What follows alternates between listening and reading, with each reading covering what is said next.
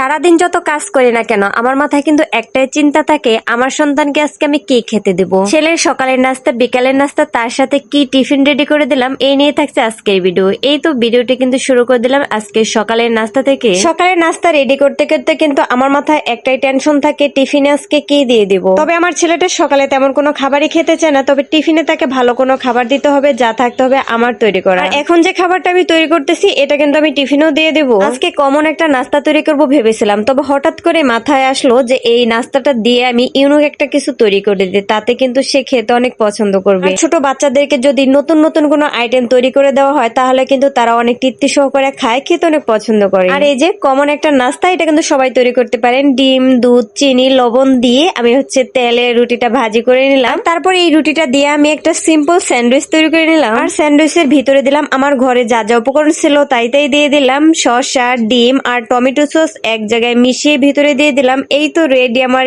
Yummy tiffin. আর আজকে নাস্তাটা দেখে তো আমার ছেলে অনেক খুশি, সে বলতেছে আজকে স্যান্ডউইচটা নাকি অনেক মজা হয়েছে। যে কোনো খাবার তৈরি করতে যতই কষ্ট হোক না কেন, কষ্ট করে রান্না করার পরে যখন আমার সন্তানেরা সেটা তৃপ্তি সহকারে খায় বা বলে অনেক মজা হয়েছে, এটা কিন্তু আমার জন্য অনেক বড় একটা প্রাপ্তি। আজকে অন্যান্য কোনো রান্না বান্না কিন্তু আপনাদের সাথে তেমন ভাবে শেয়ার করা হয়নি। এটা হলো বিকাল টাইমে, বিকালে খাওয়ার মতো তেমন কোনো নাস্তা বা বাইরের কোনো খাবারও কিন্তু আজকে আমার ঘরে ছিল না। বিকালে বেশিরভাগ ক্ষেত্রে বাইরের খাবারটাই খাওয়া হয়। তাই ছেলে বললো আজকে কেক তৈরি করো, আর যেহেতু ঘরে অরেঞ্জ ছিল ভাবলাম আজকে অরেঞ্জ কেকটাই তৈরি করে নেই। তখনই আমার ছেলে বলতেছে মা আজকের কেকটা কিন্তু আমি কালকে টিফিনেও নিয়ে যাব। আমি পাউন্ড কেক কিন্তু অনেকদিন যাবত হয় তৈরি করি না, দেখা যায় স্পঞ্জ কেক গুলাই তৈরি করা হয়। আজকে অনেকদিন পর পাউন্ড কেকটা তৈরি করতেছি। আর এই অরেঞ্জ কেকটা কিন্তু আমার ছেলে অনেক পছন্দ করে, আর আমার ছেলে যেহেতু কেক অনেক পছন্দ, তার পছন্দ থেকেই কিন্তু আমার কেক বানানো শেখা। পাউন্ড কেক বানানো কিন্তু তেমন কোনো ঝামেলা নেই, পাউন্ড কেক কিন্তু অতি সহজে তৈরি করা যায়। আজকে পাউন্ড কেকটা কিন্তু আমি কোনো রেসিপি আকারে শেয়ার করতেছি না।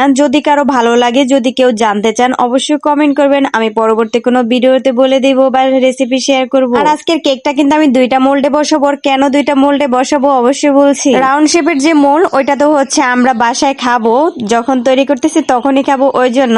আর এই ছোট মোল্ডটা ছেলে টিফিনের জন্য। একটাতে কিন্তু বসানো যেত, ওই যে ছেলে বললো সে টিফিনে নিয়ে যাবে, আমার জন্য আলাদা করে তৈরি করো। আর এই জন্য কিন্তু আমি দুইটা মোল্ডে কেক দিয়েছি। এর মধ্যে কিন্তু আমার কেক রেডি, তবে আজকে কেকটা কিন্তু একটু ড্রাই হয়ে গেছে। আর কি বড়টা ঠিক ছিল, ছোটটা একটু বেশি ড্রাই হয়ে গেছে, কারণ ছোটটা আরেকটু আগে আমার ওভেন থেকে বের করা প্রয়োজন ছিল, তবে আমি একসাথে বের করে নিয়েছি। তবে কেকটা কিন্তু অনেক মজা হয়েছিল, অনেক সফট হয়েছিল। যারা যারা এখনো পর্যন্ত আমার ভিডিওর সঙ্গে আছেন তাদেরকে অসংখ্য অসংখ্য ধন্যবাদ। কে কে এখন পর্যন্ত ভিডিওটি দেখছেন অবশ্যই কিন্তু কমেন্ট করে জানিয়ে যাবেন। আর কি কেকটা কাটার সাথে সাথে কিন্তু আমি এক পিস খেয়ে টেস্ট করলাম কেকটা কেমন হয়েছে। কেকটা কিন্তু অনেক মজা হয়েছিল। তারপর ছোট কেকটাও কিন্তু আমি কেটে নিচ্ছি। আর আগে যে বড় কেকটা কেটে নিলাম ওইটা কিন্তু এর মধ্যে আমি আমার বড় ছেলেকে দিয়েছি খাওয়ার জন্য। আর এই যে এই কেকটা কিন্তু ছেলে টিফিনের জন্য রেডি করে রাখতেছি, পরের দিন শুধু সকালে বক্সে ভরিয়ে দিয়ে দিব। আজকে বিদায় নিচ্ছি, আল্লাহ হাফেজ।